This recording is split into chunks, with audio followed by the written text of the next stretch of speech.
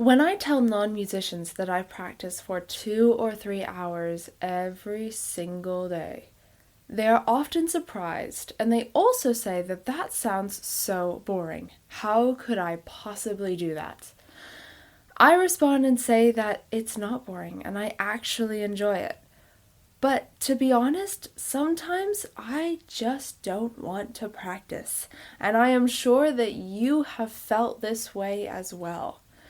You can ask any musician of any level or any instrument, and they will all tell you that they have had their boring practice sessions. Hello and welcome to the Confident Musicianing Podcast. I am your host, Eleanor, and after countless practice sessions, a ton of broken reeds, and 7 different music school acceptances in 3 different countries, I have learned a thing or two about savoring your practicing, becoming your best practice companion, and actively working towards your musical goals. And I want to share this with you, because I want you to become your best musical self. Are you with me on this? Let's get started.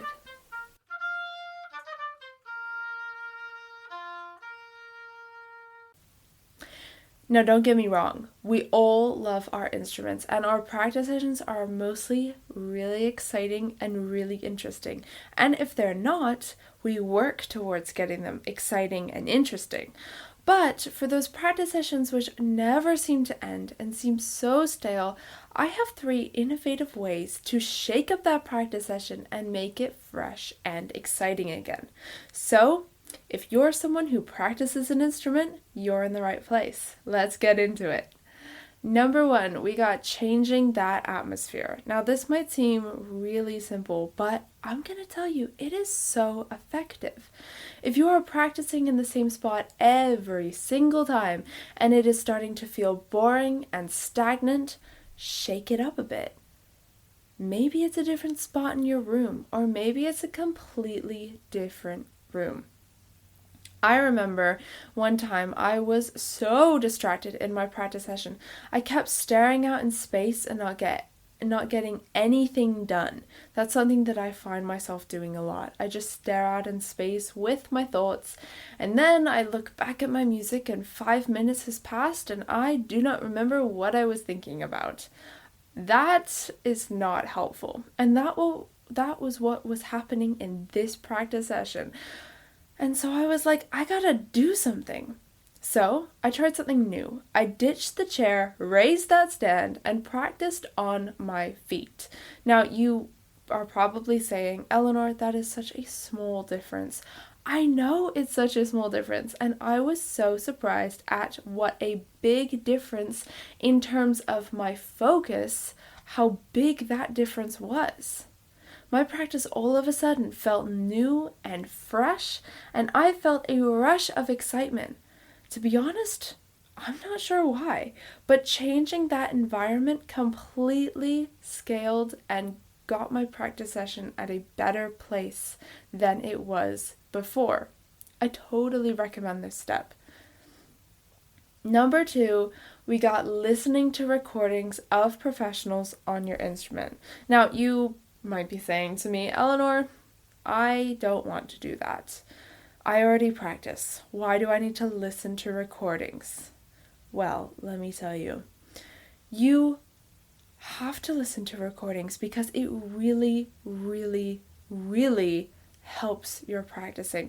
If you listened to my podcast episode where I talked about my disastrous audition situation and how I turned it into a university acceptance, you will hear me talk about the fact that the girl that I was listening to, she was so much better than I was. And because I actually just listened to her before the practice or before the audition, my auditioning, my pieces were way better than they were if I hadn't listened to her. Now, of course, she's not a professional oboist. She was just someone who was before me in the auditioning and was better than I was. But it's the same principle, right? When you listen to recordings, you're playing all of a sudden gets better, or at least your standards for your playing gets better, and you know how you want to improve. For instance, if I listen to a recording and I think to myself, oh my gosh, this person's phrasing of this section of a piece that I am working on, I love how they do that, then all of a sudden I have something to practice. I have something to work towards, and maybe I want to make that piece that I have been working on sound more like the professional recording that I like. See what I mean? So, listening to professionals is so important. Now, there are two ways to listen. And I will tell you a funny story about my grandfather. So, my grandfather is a drummer. He is a jazz drummer. I have been to so many jazz gigs in my life. I cannot tell you how many I have been to hear him play. But when there was a better jazz drummer playing and he was listening, he would have this joke where he would turn to my dad and he would say, well, they're so good, I might as well just burn my drums. Now, this was a joke. Of course, he was not going to burn his drums, and I do not recommend anyone burn their instruments, okay? Please do not do that. But even though it was a joke, it creates an important example, right? If we listen to music and we're like, oh, well, I might as well go burn my drums or burn my instrument or not try or whatever it is, that's not necessarily the way to listen.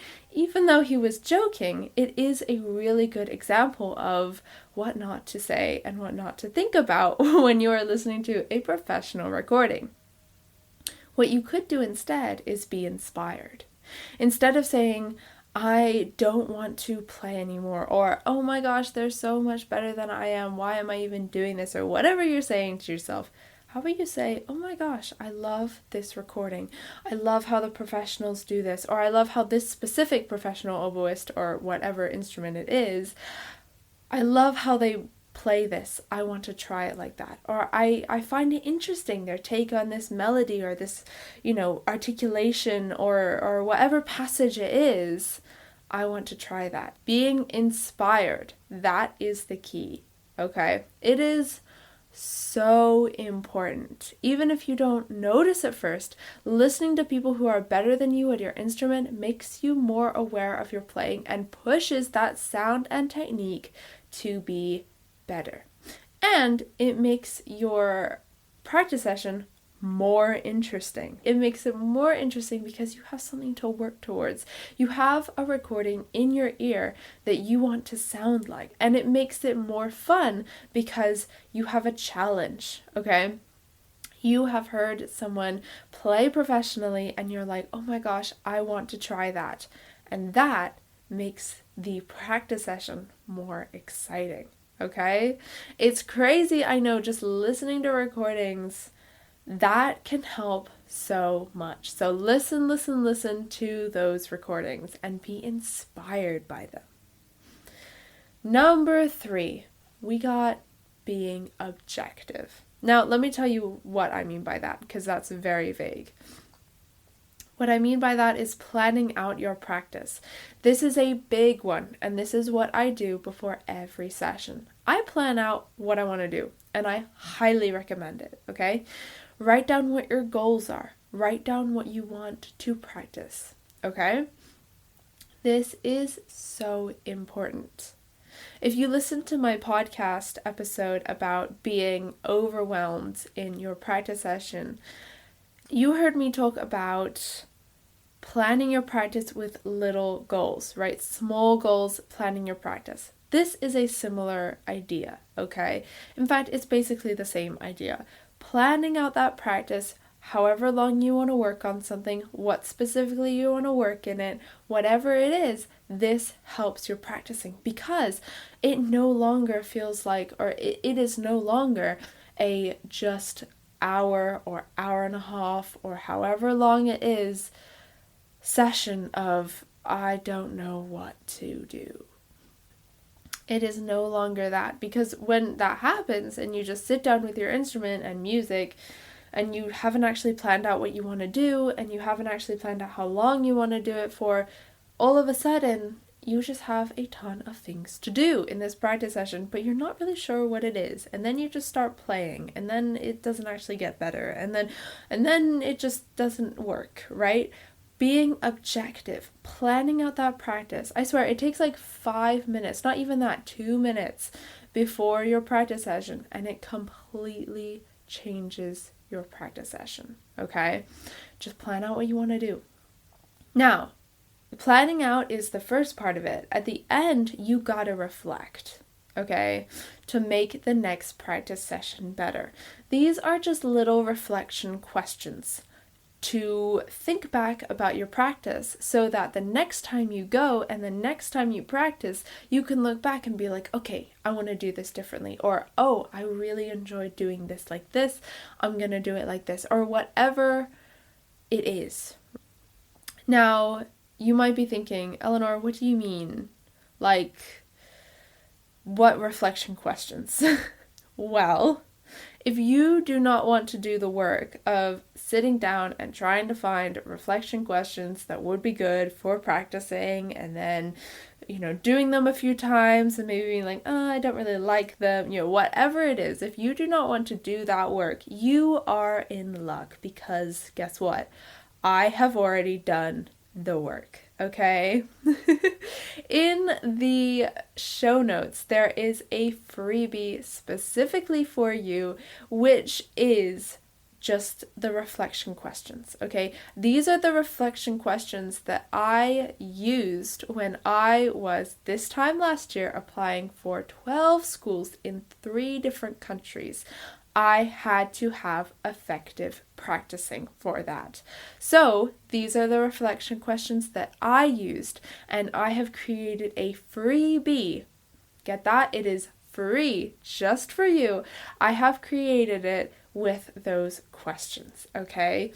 So download that freebie and start revolutionizing those practice sessions through reflecting, okay? So exciting. So, quickly to recap, we have changing that atmosphere, sitting, standing, going somewhere else in the room, going to a different room, right? Whatever it is. Number 2, we got listening to recordings of professionals on your instruments. Make sure that you are listening to it positively, not necessarily comparing yourself, because comparison, okay, get this, comparison is not the way to go. It really isn't. Comparison does not help you at all, okay? It really doesn't. So just listen to it without any comparison and be inspired, right? Allow yourself to be inspired. Allow yourself to be excited by these professional recordings. And number 3, we got being objective, planning out that practice, and reflecting at the end. And if you do not want to do that work, right? If you do not want to do the work of thinking, what reflection questions should I do? I have a freebie for you. You literally just answer the questions. You fill it out. It is so easy, okay? I have made it as easy as I can for you. So download that freebie and start reflecting, okay? That will help your practicing and make it more exciting for the next time you go to pick up your instrument. And that is it for today. Thank you so much for listening and hanging out with me today. I am so grateful. If you like what you heard and you don't want to miss the next episodes, make sure that you hit that subscribe button, and I cannot wait to see you in the next episode. Bye!